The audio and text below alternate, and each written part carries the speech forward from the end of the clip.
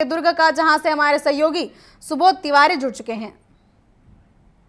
जी सुबोध, जैसा कि आज छत्तीसगढ़ में भी एसआईआर का सर्वे शुरू हो जाएगा, जिसको क्या कुछ अपडेट है दुर्ग में इसको लेकर? देखिए, अगर एसआईआर यानी कि स्पेशल इंटेंसिव रिवीजन को लेकर बात करें तो दुर्ग जिले में इसे लेकर जो शुरू किया गया, आज 4 नवंबर है, 4 दिसंबर तक यह चलता रहेगा, जिसमें वैध अवैध नामों की छटनी होगी। वैध छूटे ना और अवैध रहे ना, इस बात की भरसक कोशिश की जाएगी। बीएलओ को निर्देश दे दिए गए हैं। अब वह घर घर पहुंचकर पूरे 1 महीने के दरमियान सारे बीएलओ जो हैं वह सारे डाटा एकत्रित करेंगे। हर घर के सदस्यों की जानकारी ली जाएगी। इन जो पिछली बार जो मतदाता सूची का प्रकाशन किया गया था, अब उसके बाद यानी कि पिछले विधानसभा चुनाव, लोकसभा चुनाव, नगर निगम चुनाव के बाद ये जो एसआईआर हो रहा है, अब इसमें जो लोग घर पे रहते तो हैं लेकिन मतदान देने नहीं आते हैं और प्रवासी हो गए हैं, यानी कि दूसरे प्रदेश में जाकर नौकरी कर रहे हैं, या फिर ऐसे बुजुर्ग जिनकी मौत हो चुकी है और उनका नाम नहीं काटा गया है, और कोई ऐसे नए नवागंतुक मतदाता यानी कि जिन्होंने अभी हाल ही में 18 वर्ष की उम्र पूरी की है, तो उनके नाम जोड़े जाएंगे। तो ऐसे तमाम तरह के जांच पड़ताल और छटनी कटनी के बाद एक नई सूची जारी की जाएगी, जो कि 7 फरवरी को प्रकाशित होगी, जिसमें दावा आपत्ति का भी समय लोगों को दिया जा रहा है, जिसमें तमाम राजनीतिक, सामाजिक, आर्थिक गतिविधियों में शामिल ऐसे लोग जो बाद में इसे एक स्कूप बनाते हैं और एक नया बखेड़ा खड़ा करते हैं, जैसा कि पिछले दिनों बिहार में भी देखने को मिला एसआईआर को लेकर, और उससे लेकर केंद्र सरकार जो है लगातार घिरती नजर आई। लेकिन एसआईआर जो कि एक चुनाव आयोग की एक मजबूत तकनीक है और इसे लेकर ही जिस तरीके से विवाद होता रहा है, तो उसका शमन करने के लिए पूरे देश भर में हर जगह एसआईआर जो है वो आरंभ किया जा रहा है। दुर्ग जिले में आज से इसे शुरू कर दिया गया है।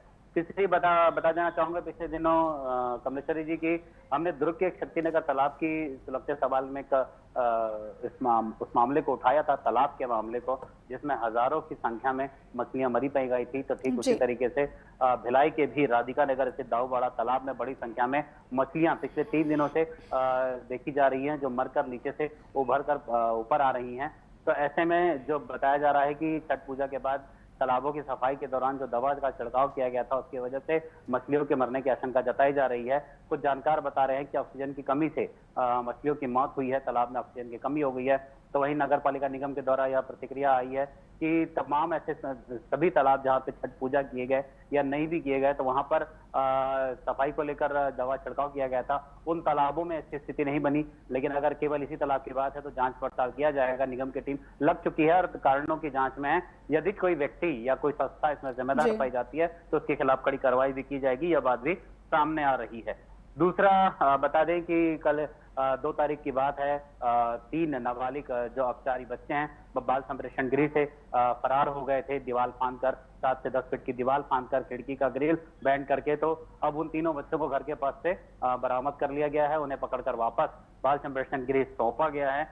और तीसरी बात करेंगे, भिलाई नगर निगम अब बॉन्ड बेचकर राजस्व की पूर्ति करेगा। यहाँ रायपुर में इस तरह के बॉन्ड बेचकर राजस्व की बढ़ोतरी को लेकर प्रयास शुरू किए गए थे। अब उसी बात की ट्रेनिंग भी नगर निगम के आयुक्त और एक लेखा कर्मी के द्वारा ली गई है। आयुक्त राजीव पांडे के अनुसार अगर उनकी बात माने तो मॉल बनाकर या व्यवसायिक प्रतिष्ठान बनाकर उसे उसका बॉन्ड जारी किया जाएगा, जिससे जो बॉन्ड जारी होगा, जो प्रतिभूति जारी होगी, उससे प्राप्त आय से निगम के राजस्व में वृद्धि होगी।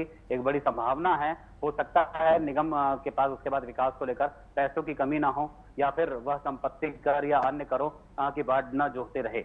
दूसरा, 2 थानों की पुलिस ने एक बड़ी कार्रवाई की है। खुर्दीपार और पदनापुर थाना की टीम ने 8 सौदागरों को 2,500 से भी ज्यादा जो नशीली दवाइयां है, ट्रामाडोल है, उसके साथ गिरफ्तार करने में सफलता पाई है।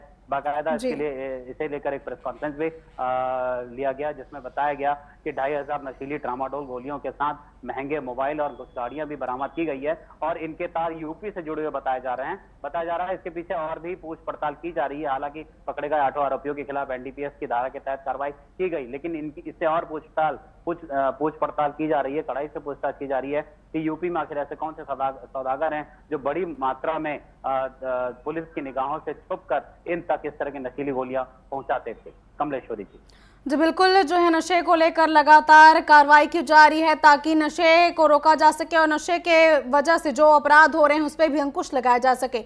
फिलहाल तमाम जानकारियों के लिए आपका धन्यवाद।